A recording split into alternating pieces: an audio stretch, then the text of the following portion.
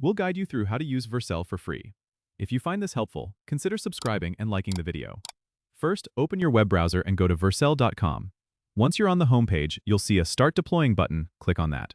You need to either log in with your GitHub, GitLab, or Bitbucket account, or you can sign up if you haven't already. After logging in, you'll be taken to the Vercel dashboard. On the dashboard, you can click on New Project to start deploying your project. You'll be prompted to import a repository. Go ahead and choose the repository you want to deploy from your connected account. If you haven't connected your account, there will be an option to do so right there. Once your repository is imported, Vercel will automatically detect your project settings.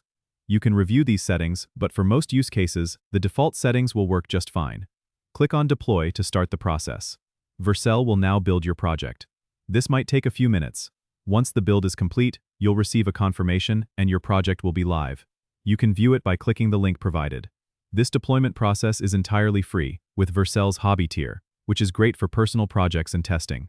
If you need to manage your projects, go back to the dashboard where you can see all your deployed projects, and from there, you can redeploy, view logs, or set up custom domains if needed. Don't forget to subscribe and comment if this helped you out.